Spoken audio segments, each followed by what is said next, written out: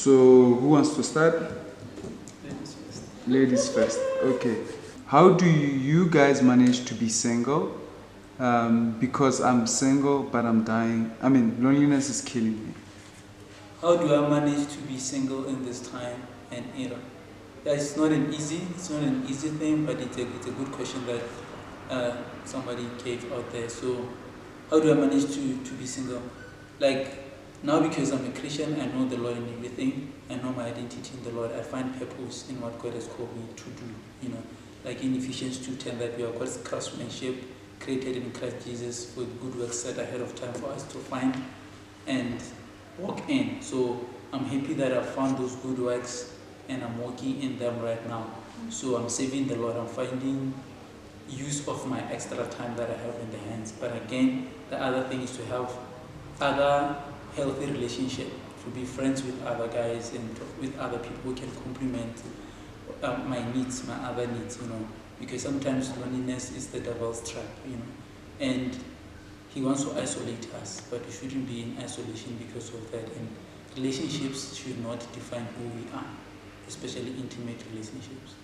And that's how I handle it. I don't know about you, Bonnie. Yeah, I actually agree with Ima, especially on the point where he stated about an idle mind is tempted. An idle mind is easily tempted by the devil.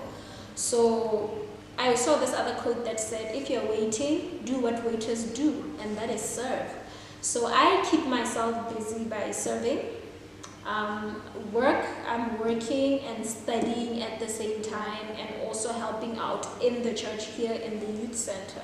That actually keeps me a lot busy, you know, keeps me busy. Even discipleship, especially discipleship, you can never go wrong when it comes to discipleship, because you are constantly being reminded to stay in the word.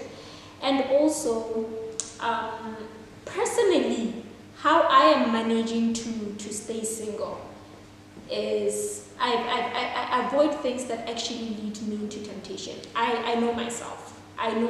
So I know it might sound crazy to some, but I've put an age restriction in terms of watching movies. There are certain movies I will not watch. There are certain movies I'll not watch, in the sense that I'm trying to protect myself, because as much as we have the saying that says that what you eat makes you, you're made of what you eat.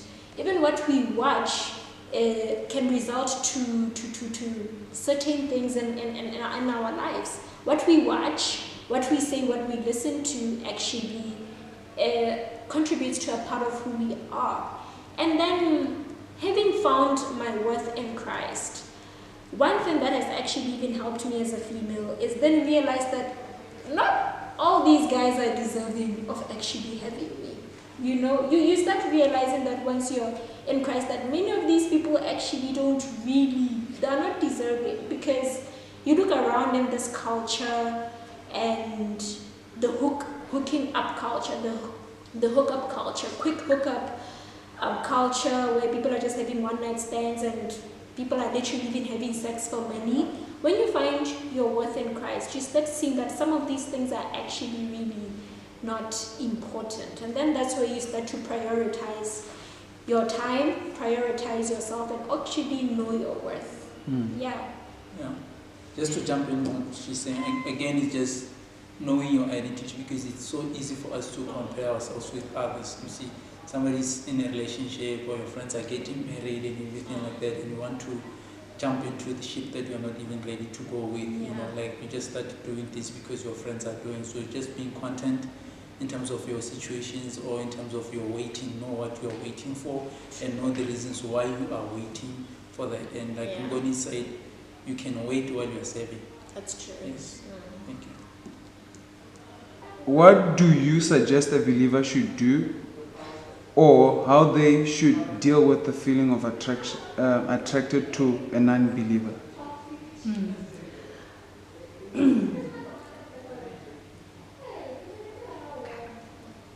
We can be attracted to a non-believer, but I think one of the questions that the people were asking was, should we be in a relationship with a non-believer? And that is a different answer, because again, the Bible tells us not to be unequally yoked, because again, when you're in a relationship, you need that man is supposed to be able to lead you spiritually, and how can they lead you somewhere they don't even know how to get themselves? They can't lead you to God because they don't know him.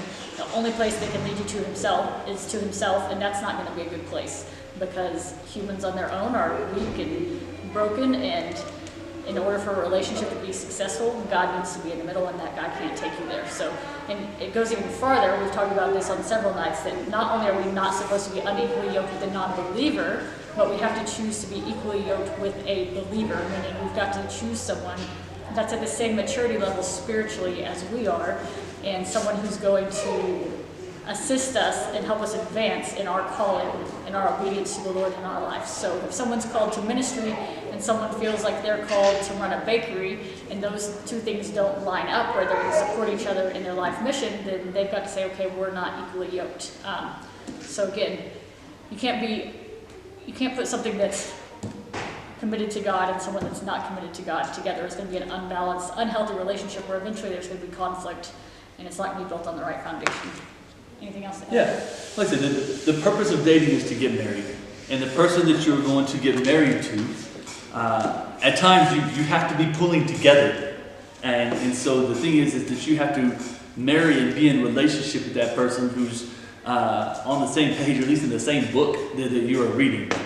So the thing is, for a man, we are supposed to be a leader inside of a relationship, inside of a marriage. Women are called the helpmate. So for us guys, we have to date for the purpose of marrying, and marry that person who we can lead. Which means in that relationship, I'm not only now responsible for my calling from God, but I'm responsible to her calling because I'm supposed to lead her into that relationship. And when we got married, as a lady, Lindsay then was no longer only accountable to her own calling to God, but she's supposed to be helping me get into my calling and where I am going. And the person you marry, they're supposed to be your best teammate. Like you're the ultimate fighter by your side, that person that's going to help you go to where you're going in life. And so any person who's not headed in the same direction you are, obviously they're not going to help to get you there. And so whether that person is a Christian or not, is like she said, it's really just the first thing. You know, for a Christian, we have to be yoked together with another Christian. But even beyond that, there's other steps that the more I know about who I am and what God has called me to do and where I'm going in life, the more I know about the type of person that can help me to get there. And that's the kind of person that I'm really looking for. So the question is, what do I do when I have feelings for an unbeliever? I mean, it happens. Our bodies do things that we don't give them permission to do sometimes. But the honest truth of the matter is that we still have authority over our own bodies, over our minds, over our hearts. And it's for us to recognize what's good for us and what we really want for the future, rather than maybe what our heart or emotions are telling us that we want right now. And I think what he said, as a Christian, that's going to be your battle partner. And you don't want someone that doesn't even know how to fight. You're going to be fighting against each other instead of the real enemy out there. So you can't be unequally yoked. It's not healthy. Okay, the second question, Sasha will start with it. Does God allow us to elope? I think if you look at the meaning of elope, it means to it's about having a secret wedding where you don't have everyone's blessing. Maybe your parents were against the marriage, so you guys decide, okay, we're going to go ahead and do it anyway, regardless of what they say. I don't believe that's right, because I believe that God gave us parents, and they are the authority over us that also represents His authority, right? So if we're not seeking the blessing of God in our marriage, if we're not seeking the blessing of our parents, then we're also not seeking the blessing of God. And our fathers, they represent like the male figure in our lives. They're the ones that, they raised us, they financed us, like our growth and everything. And for instance, from a lady's perspective, for me to just go after another man, it's not without even stopping and asking the blessing. It's not honoring. Yeah. And God gave us that protocol, that boundary, in order to protect us, in order to help us to have wisdom poured into us. And I can understand the context of, maybe a parent is being unfair because of cultural or even financial or selfish motives. But in the long run, doing it the right way is going to have more benefits than trying to take shortcuts. Because, I think that's... And again, I think the goal of people coming together, the Bible describes it this way, that a man and a woman should leave the households, and God shall be the one that puts them together as one. You know, when we choose to elope, what we miss out on is the celebration, a public declaration to the church, to the community, to everyone that, hey, come and celebrate with us. We are becoming one.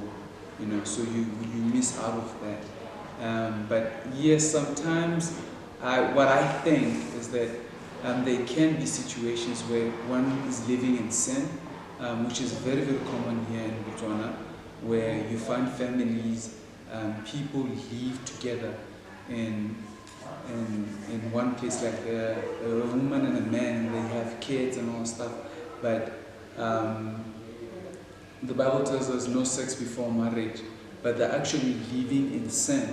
So eloping with parents' agreement and everyone joining in, not like a big celebration and all stuff, but people there to witness the whole thing.